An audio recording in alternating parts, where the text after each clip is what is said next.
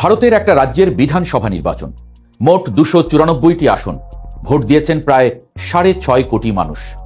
আজ সেই ভোটের ফলাফল প্রকাশ হচ্ছে। কিন্তু এটা শুধু ভারতের একটা রাজ্যের ক্ষমতার লড়াই নয়। এই নির্বাচনের ফলাফল বদলে দিতে পারে বাংলাদেশের সঙ্গে ভারতের সম্পর্কের পুরো সমীকরণ। তিস্তার পানি পাবে কিনা বাংলাদেশ, সীমান্তে পুশিন বাড়বে কিনা, ঢাকা দিল্লির সম্পর্ক উষ্ণ হবে কি শীতল, এই সব প্রশ্নের উত্তর লুকিয়ে আছে কলকাতার ভোট বাক্সে। কারণ পশ্চিমবঙ্গ জিতলে বিজেপি আর পশ্চিমবঙ্গ ধরে রাখলে তৃণমূল, দুটো পরিণতি বাংলাদেশের জন্য আলাদা আলাদা বার্তা নিয়ে আসে। প্রথমেই জানতে হবে পশ্চিমবঙ্গের সঙ্গে বাংলাদেশের সম্পর্কটা ঠিক কতটা গভীর। বাংলাদেশ ও ভারতের মধ্যে যে সীমান্ত রয়েছে তার প্রায় অর্ধেকই পশ্চিমবঙ্গে পড়েছে। শুধু ভৌগোলিক সীমানা নয়, বাণিজ্যিক পথ, অভিবাসনের ধারা, একই ভাষা, একই সংস্কৃতি। পেট্রাপোল, বেনাপোল স্থলবন্দর দিয়ে দুই দেশের বিপুল বাণিজ্য চলে। বাংলাদেশ থেকে ভারতে যাওয়া বেশিরভাগ মানুষ কলকাতামুখী হন চিকিৎসা, পড়াশোনা আর ব্যবসার প্রয়োজনে। এই সম্পর্ক শুধু কূটনৈতিক নয়, একেবারে মানুষের প্রতিদিনের জীবনের সঙ্গে জড়ানো। ফলে পশ্চিমবঙ্গে ক্ষমতায় কে আসছে তা বাংলাদেশের জন্য নিছক প্রতিবেশীর খবর নয়, একেবারে নিজের ঘরের বিষয়। এবারে নির্বাচনে মূল লড়াই দুটো দলের। 15 বছর ধরে ক্ষমতায় থাকা মমতা বন্দ্যোপাধ্যায়ের তৃণমূল কংগ্রেস আর মোদির বিজেপি। 2021 সালে তৃণমূল 213টি আসনে জিতে ক্ষমতায় ছিল। সেখানে বিজেপি পেয়েছিল 77টি আসন, কিন্তু ভোটের হার ছিল 38%। এবার বিজেপি আরও শক্তিশালী হয়ে মাঠে নেমেছে। এক্সিট পোলে বেশিরভাগ সংস্থা বিজেপিকে এগিয়ে দেখাচ্ছে। ফলে 15 বছর পর ক্ষমতার পরিবর্তন হওয়ার সম্ভাবনা বাস্তব। কিন্তু এই নির্বাচনে বাংলাদেশকে সরাসরি টেনে আনা হয়েছে। বিজেপি তার নির্বাচনী প্রচারণায় বাংলাদেশ থেকে কথিত অবৈধ অনুপ্রবেশকে প্রধান ইস্যু করে তুলেছে।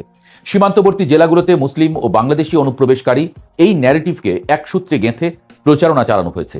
ভোটার তালিকার বিশেষ সংশোধনে প্রায় 91 লাখ ভোটারকে তালিকা থেকে বাদ দেওয়া হয়েছে। এদের 65% অনিষ্পন্নের মধ্যে ছিলেন মুসলিম। এই পদক্ষেপকে বিজেপি বলেছে অবৈধ অনুপ্রবেশকারী ছাঁটাই, আর তৃণমূল বলেছে সত্যিকারের ভোটারদের বাদ দেওয়া হচ্ছে। ইন্টারন্যাশনাল ক্রাইসিস গ্রুপের বিশ্লেষক থমাস কিন বলেছেন, পশ্চিমবঙ্গে বিজেপি সরকার এলে সীমান্তের নিরাপত্তাকরণ আরও বাড়বে এবং সাম্প্রদায়িক সম্পর্কে নতুন চাপ তৈরি হতে পারে। শুধু তাই নয়, মুসলিম সমাজের মধ্যে প্রবল ভীতি আছে যে বিজেপি ক্ষমতায় এলে পশ্চিমবঙ্গে নাগরিকত্ব সংশোধন আইন সিএএ কার্যকর করে দেবে। সিএএ কার্যকর হলে যাদের নাগরিকত্ব প্রশ্নবিদ্ধ হবে তাদের একটি বড় অংশকে বাংলাদেশি বলে চিহ্নিত করে সীমান্তের ওপারে ঠেলে দেবার চেষ্টা হতে পারে। আর সেটা যে শুধু ভয় নয়, ইতোমধ্যে বাস্তব হতে শুরু করেছে। 2025 সালের মে থেকে 2026 সালের জানুয়ারি পর্যন্ত ভারতীয় কর্তৃপক্ষ 2479 জনকে জোর করে বাংলাদেশে ঠেলে দিয়েছে।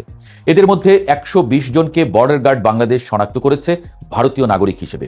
অর্থাৎ যে পুশ-ইন এখন সীমিত মাত্রায় হচ্ছে, বিজেপি ক্ষমতায় এলে সেটা বড় আকার নিতে পারে, বাংলাদেশের উপর চাপ বাড়বে। তাহলে কি তৃণমূল ক্ষমতায় থাকলে বাংলাদেশ নিরাপদ? সহজ উত্তর হলো না। মমতার সঙ্গে বাংলাদেশের সম্পর্ক জটিল।